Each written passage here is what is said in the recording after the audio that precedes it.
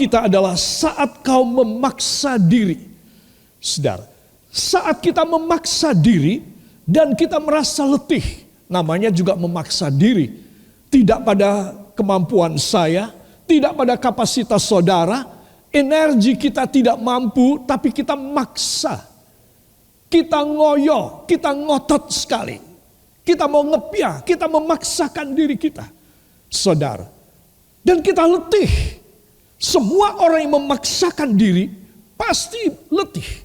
Soal keuangan, soal berdagang, soal belajar studi. Saudara, soal apa aja.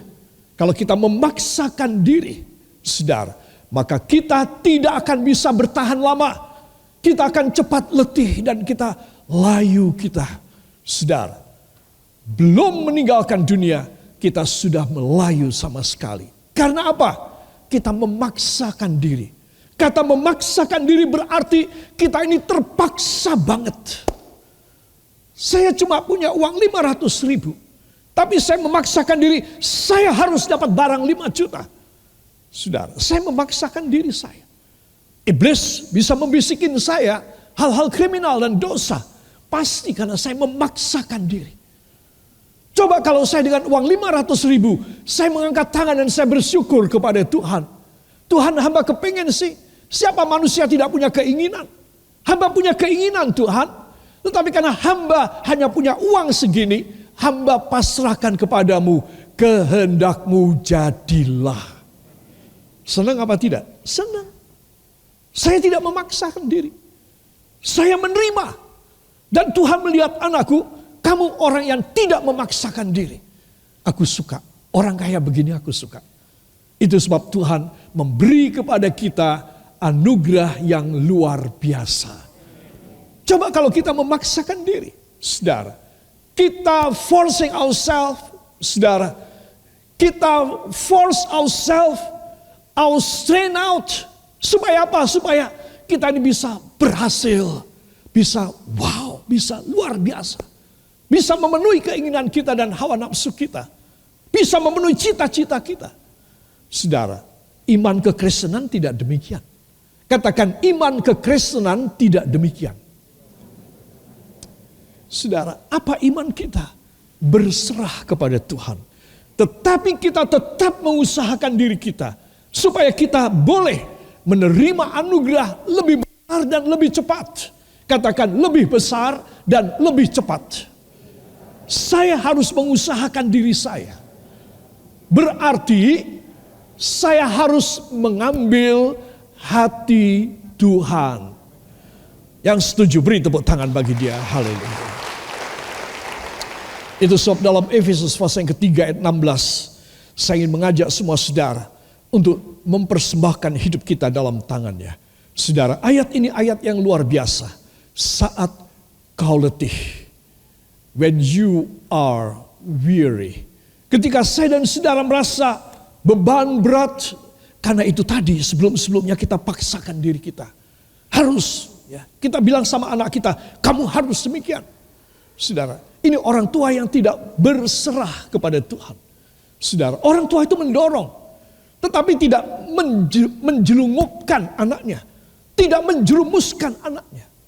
Siapa orang tua yang ingin anaknya itu hebat dan luar biasa? Engkau harus hati-hati. Jangan menjerumuskan anakmu sendiri. Saya menangani tidak sedikit anak-anak kecil. Anak-anak remaja. Yang mengalami pemaksaan dari orang tua. Saudara, supaya berhasil menjadi bintang kelas. Menjadi bintang sekolah. Menjadi bintang di seluruh Indonesia. Saudara, dan apa yang terjadi pada anak ini? Anak ini menjadi setengah gila. Apa sebab? Karena dia dipaksa oleh orang tuanya.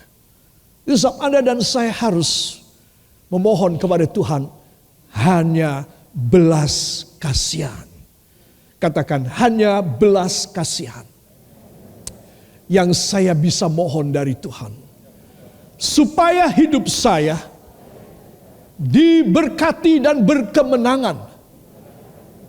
Demikian firman Tuhan. Amin. Beri tepuk tangan bagi dia. Para kekasih, marilah kita akan membaca Efesus pasal yang ketiga ayat 16. 1, 2. Aku berdoa supaya Ia menurut kekayaan kemuliaannya menguatkan dan meneguhkan kamu oleh Roh-Nya di dalam batinmu. Amin. Aku berdoa, kata Rasul Paulus. Coba, ini seorang gembala Paulus ini. Aku berdoa memohonkan anugerah Tuhan buat kamu. Karena kamu membutuhkan, kamu perlu, kamu mempunyai sesuatu keinginan kan? Aku mendoakan kamu. Ini pelajaran yang baik. Saudara, kalau saudara ada apa-apa, berdoa. Yang setuju lambaikan tangan, katakan, Tuhan Yesus, mulai sekarang hati saya tidak boleh kemerungsung. Mulai sekarang hati saya harus lembut, rendah hati, dan percaya 100% pada janji Tuhan dan kairos Tuhan, waktu Tuhan. Angkat 2 tangan, ucapkan terima kasih. Terima kasih Tuhan, kami mau belajar pagi ini untuk tidak memaksakan diri kami. Kami tidak mau letih, supaya kami boleh menikmati hidup dan anugerah hanya di dalam nama Tuhan Yesus Kristus, Juru Selamat dan Penebus kami. Dan kita semua mengaminkan. Amin. Haleluya. Saudara yang kekasih, kalimat daripada ayat ini luar biasa. Aku berdoa supaya Ia. Saudara, coba lihat. Pekerjaan seorang hamba Tuhan adalah mentransfer semua beban, keletihan, kemustahilan, keberatan dari jemaat Tuhan untuk diserahkan kepada Dia. Siapa Dia? Tuhan Yesus Kristus. Dibawalah oleh Paulus ke dalam tangan Tuhan. Aku berdoa supaya Ia, biar Dia yang menangani kalian, biar Dia memberkati, menjaga, menyembuhkan, membukai jalan. Apa yang kalian tidak bisa, aku bawa kepada Tuhan. Biar Dia yang bisa dan Dia yang mampu untuk memberi kepada kalian. Amin. Jadi apa-apa kita harus punya Tuhan Yesus untuk menolong dan menjamah hidup kita. Saudara, engkau tidak khawatir karena engkau terlalu percaya kepadanya. Engkau letakkan bebanmu kepada Dia. Karena Dia adalah alamat yang tepat untuk menyelesaikan masalah, untuk membuat mujizat di dalam hidup saudara. Yang percaya katakan luar biasa. Beri tepuk tangan bagi Dia. Haleluya. Dan kalau Dia menolong, katakan, dan kalau Yesus menolong saya, itu menurut kekayaannya dan kemuliaannya. Wow, apa tidak, saudara? Luar biasa. Kalau saudara, katakanlah saudara memberi hadiah kepada seseorang, saudara, karena ulang tahun anak saudara atau keponakan saudara, tergantung kemampuan saudara kan, saudara tidak memaksakan, wah aku mau cari kredit di bank, aku mau memberikan dia mobil. Saudara, saya yakin saudara tidak begitu abnormal, saudara normal aja, enggak aku memang orangnya enggak punya kok, aku punyanya cuma sedikit. Keponakanku ulang tahun, ya tak kasih apalah tas lah, apa sepatu atau baju atau ya banyak orang pada zaman sekarang bilang aku mentahane wae. Ya, yang ketawa berarti setuju. Para kekasih. Nah, harapannya dia ingin supaya dia mendapat, dia tidak mengharap, wah nanti kalau nanti om saya atau tante saya kalau pas saya ulang tahun dia akan memberi kepada saya sebuah rumah atau sebuah mobil yang mewah. Tidak. Tetapi kita yang memaksakan diri. Saudara, ada apa dengan kita? Saudara, itu sebab Anda dan saya harus tahu, Dialah yang menurut kekayaannya akan menolong kepada kita. Kenapa? Karena kita membawa, kita punya beban dan kemustahilan datang kepada Tuhan Yesus. Maka kalau Dia menolong, katakan, bila Tuhan menjawab, bila Tuhan mengulurkan tangan, wow banget. Karena itu adalah sesuai dengan kekayaan dan kemuliaannya dalam nama Yesus. Amin. Wow. Ini tipe orang tidak memaksa. Tidak memaksakan diri. Ini tipe orang yang tidak bakal letih. Tidak akan capek. Dia berlari dan dia kuat. Dia berjalan dan tidak letih, kata Alkitab. Dia bahkan akan terbang dengan sayap Raja Wali. Apa sebab? Karena dia orang yang tidak suka memaksa. Dia orang yang penuh dengan kedekatan kepada Tuhan. Dan orang yang penuh dengan pemasrahan kepada Tuhan. Itu sebab Tuhan menghargai orang ini. Dengan memberikan sepasang sayap Raja Wali. Apakah itu? Kuasa Roh Kudus. Amin. Jadi di sini rahasianya. Belum saya masuk pada firman lebih jauh, saudara sudah bisa menangkap. Gimana ya aku bisa dapat? Yang luar biasa. Saudara, saya membagi dua, sebagian ayat ada di atas dan sebagian di bawah. Apa tulis yang di bawah? Menguatkan dan meneguhkan kamu oleh rohnya di dalam batinmu. Supaya batinmu tidak kemerungsung. Kalau dikuatkan dalam tubuhmu, kamu sehat, kamu belum tentu datang sama aku. Kamu belum tentu setia dan membalas cintaku. Tapi kalau aku memberikan dalam batinmu, sehingga sanubarimu, jiwa dan rohmu, aku beri, maka jiwa dan rohmu selalu akan terhubung dengan aku. Jiwa dan rohmu selalu ada dalam keadaan yang safe and sound, dalam keadaan yang tentram. Saudara, itu sebab aku berdoa supaya aku transfer kepada dia. Siapa namanya? Tuhan Yesus Kristus. Saudara, transfer sama dia. Maka dia yang akan menjawab menurut satu, kekayaan, dua, kemuliaannya. Itu kan wow banget, saudara. Dan dia berjanji akan menguatkan dan meneguhkan kamu oleh rohnya di dalam batinmu. He just want to strengthen and reinforce you inside your spiritual man, inside your soul.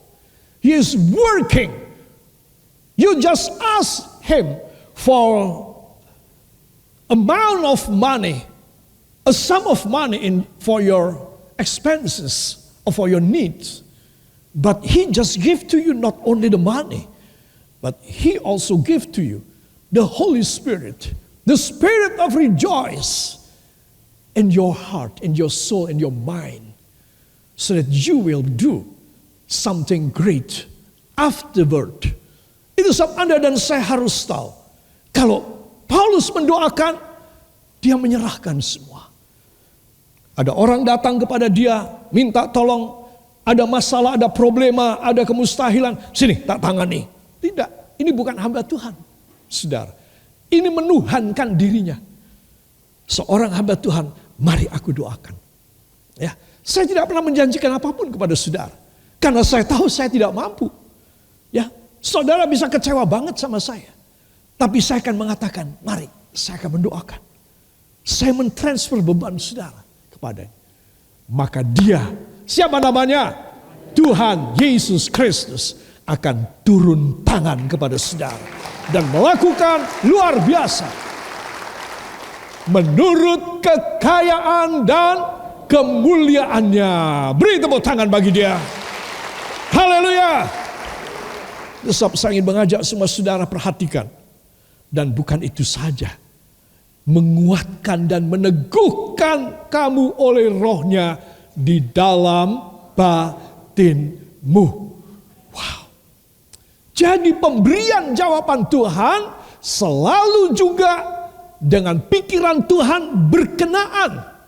God is considering which is the best and the safest things and condition for you when He will give to you later on. dia memberikan kepada yang paling safe dan paling bisa dipegang, yaitu batinmu. Orang jahat aja, kriminal, hebat, bengis dan kejam, tidak bermoral, hancur-hancuran, masih punya batin loh saudara.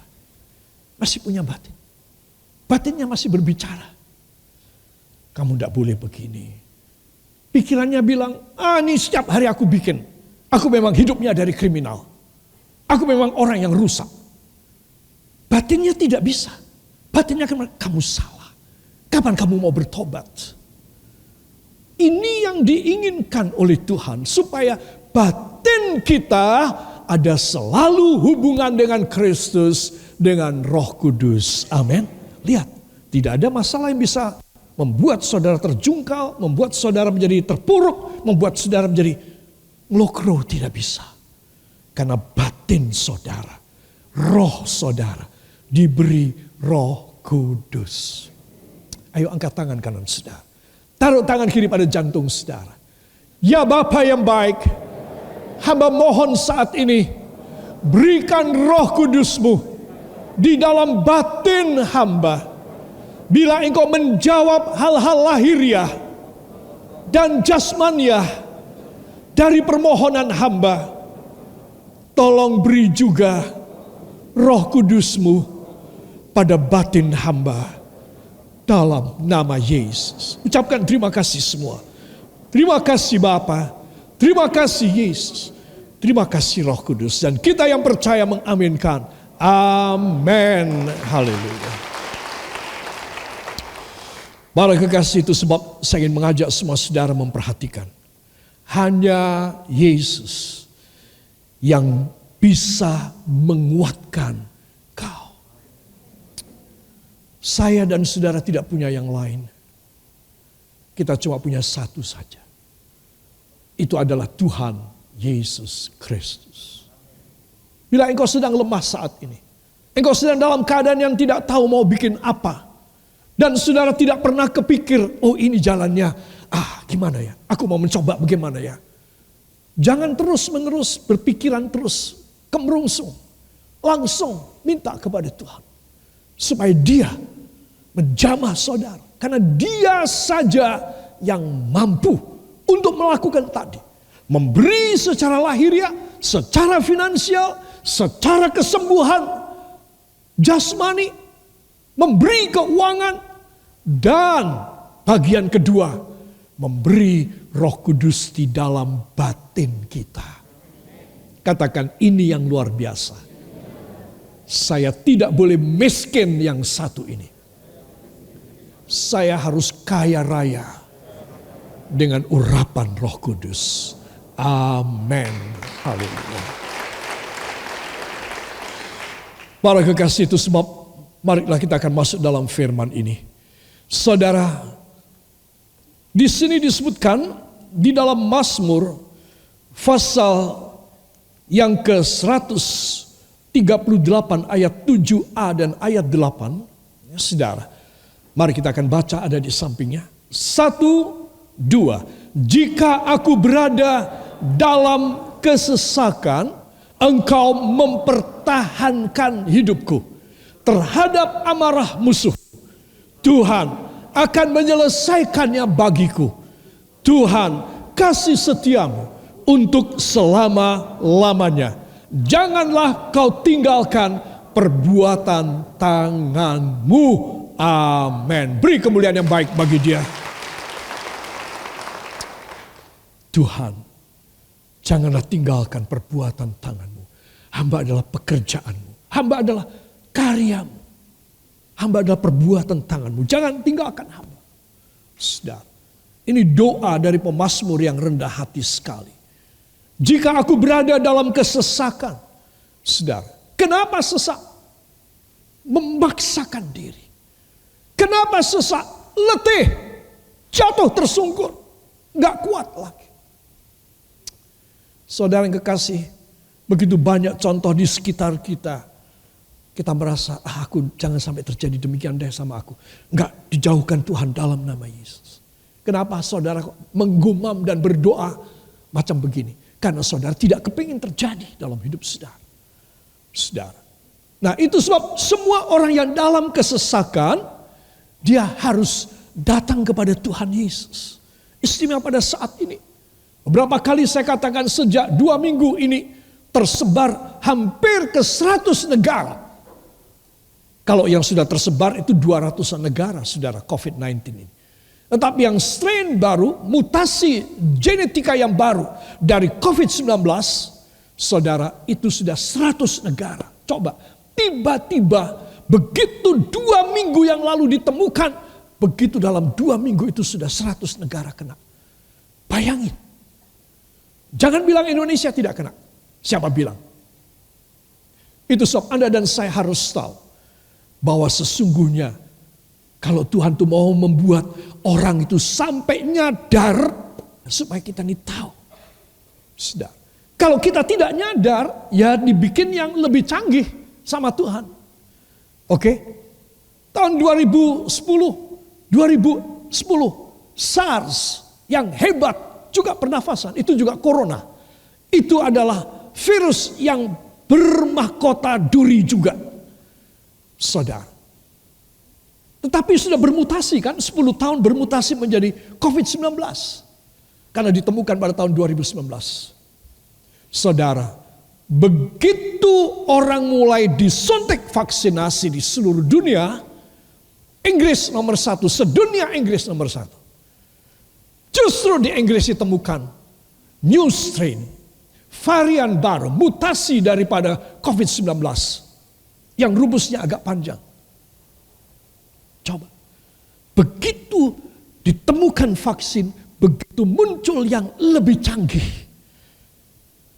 Para kekasih, itu sebab saya dan saudara ini hidup ini sementara dan kita tidak punya kemampuan apapun deh. Tidak punya kemampuan. Semua katakan, angkat tangan saudara.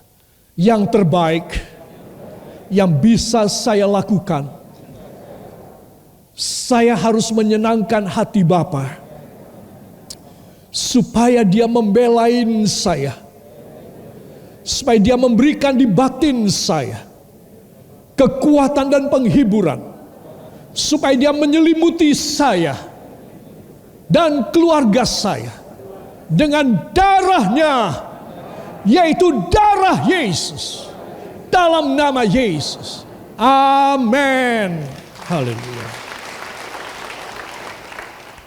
Jika aku berada dalam kesesakan, engkau mempertahankan hidupku. Coba. Ini kalimat benar-benar orang yang pernah mengalami sesat. Yang memaksakan diri.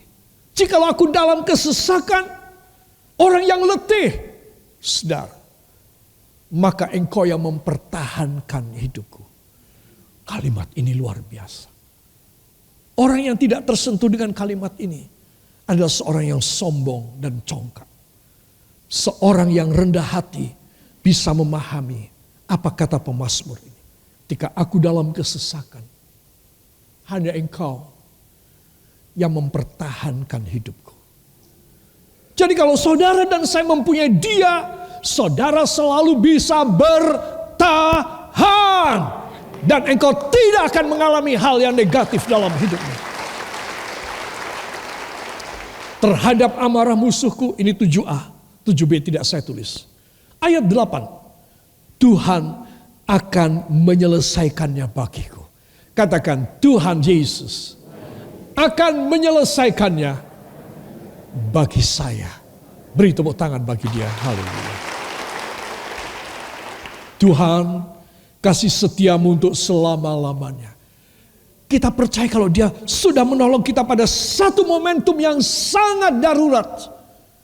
Sangat-sangat mempertaruhkan nyawa. Kalau dia sudah tolong, maka dia akan menolong selanjutnya juga. Tuh lihat ya, sangat sempurna ayat ini. Janganlah kau tinggalkan perbuatan tanganmu ini. Biarlah kasih setiamu untuk selama-lamanya. Ya, saudara-saudara harus tahu. Jadi dia bukan hanya menolong seketika dan tinggalkan saya, tidak. Tapi Dia menolong saya seketika dan dia tetap selama-lamanya bersama saya. Katakan, bila Tuhan menolong saya dan hati saya dipenuhi dengan Roh Kudus-Nya, maka selesai dia menolong, untuk selama-lamanya dia akan beserta saya. Amin. Haleluya. Saudara, itu sebab anak-anak Tuhan perhatikan, bagi dia adalah saudara, adalah biji matanya. Saya belum menjelaskan gambar ini. Coba tengok. Saudara, ayo semua menunjukkan jari saudara. Itu saya. Itu saya, itu saudara. Dia adalah biji mata Tuhan. Saudara tahu biji mata Tuhan?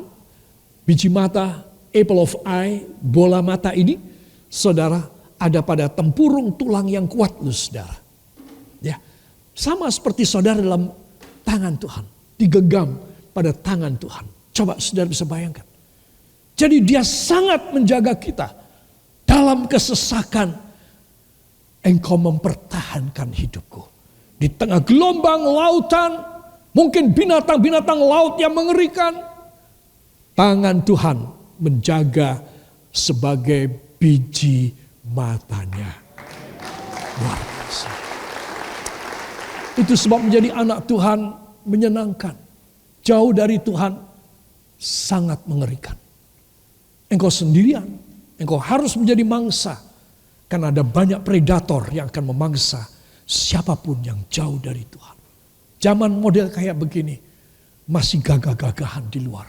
Heran saya, heran. Zaman kayak begini harus membuat orang itu tersungkur di kaki Tuhan. Supaya apa? Supaya Tuhan menyelamatkan. Supaya Tuhan apa? Memberikan belas kasih-Nya kepada kita. Saudara, kalau ini keadaan yang sulit ini masih tidak mempan, kita tidak tahu Tuhan merencanakan apa lagi. Ya, itu sebab anak-anak Tuhan perhatikan. Angkat tangan saudara. Terima kasih Tuhan Yesus. Karena untuk selama-lamanya Engkau akan menjaga dan memelihara hidup hamba-Mu ini. Hamba adalah biji mata Tuhan. Dalam nama Yesus. Amin. Haleluya. Tadi dari awal saya katakan di dalam batin saudara. Apa harta yang melimpah? Tadi Efesus 3:16. Roh Kudus dan urapannya di dalam batin kita. Jadi apa dong harta yang berlimpah-limpah? Roh Kudus. Sebab Anda dan saya harus tahu. Kalau saudara punya urapan Roh Kudus, saudara engkau tidak akan pernah bisa dipepet. Dibikin terpaksa, dibikin engkau deadlock, gak ada jalan, gak akan. Orang malu hati, lain kali tidak balik lagi sama saudara untuk bikin macam-macam. Apa sebab? Katakan, karena di dalam saya ada harta yang melimpah-limpah. Walau tubuh saya fana, tetapi harta saya melimpah-limpah. Angkat dua tangan. Yaitu urapan Roh Kudus. Taruh di atas kepala saudara. Di atas kepala saya. Yang mengurapi saya. Sampai saya meninggal. Sampai masuk sorga. Harta yang melimpah ada pada saya. Saya tidak akan mengalami keterpaksaan, keletihan, kegagalan dalam nama Yesus. Amin.